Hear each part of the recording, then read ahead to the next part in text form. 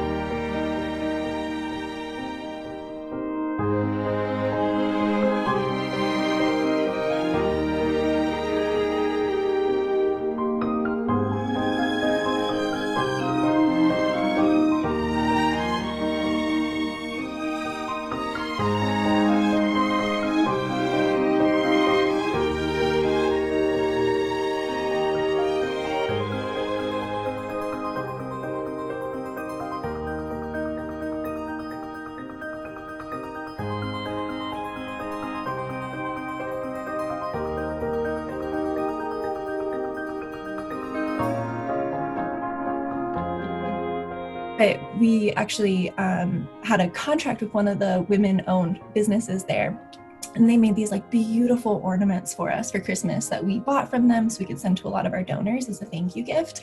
And so when like a woman who's in, the head of the household or second head of the household, I guess, depending on how you want to look at it, isn't just spending their time taking care of their family or getting water or doing laundry or whatever, but they're able to get employed by this lady who has this really cool business who employs women in the CAR. It's just so cool because it just keeps growing and growing. And, there's not always like a need for ornaments like what we've had or make, but there's always a need for like, clothing that they can create and sew together. Like they make posters, they make really cute little things to sell around. So it's sometimes like it seems small sometimes, but it's such a big impact that happens.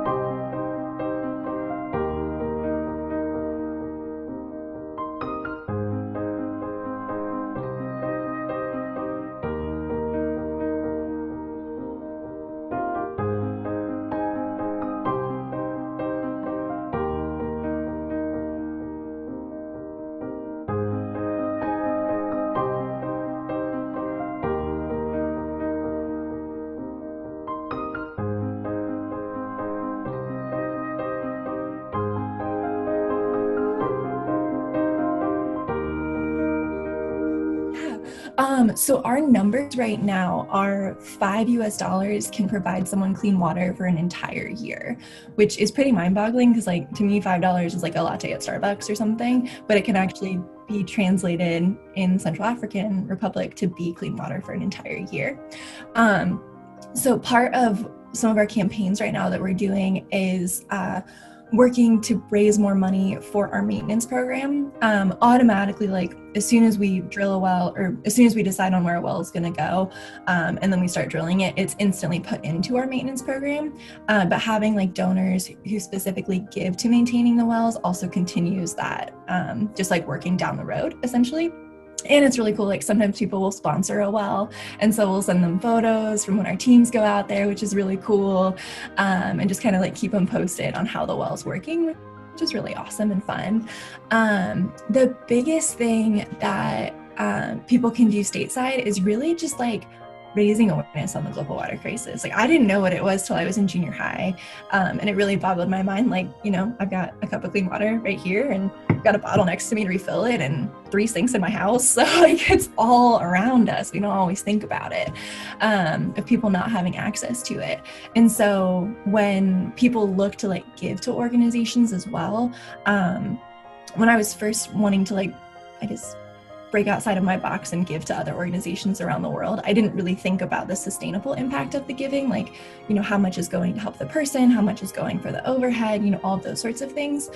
So I always encourage people when they want to start working with an NGO or donating financially or something to kind of look at that, that side of the NGO, like what do they do? How do they do these procedures? What's their end goal? And I think that's one of the cool things about a lot of NGOs right now is they are starting to create those end goals of getting out of the countries that they're working in, which is really important.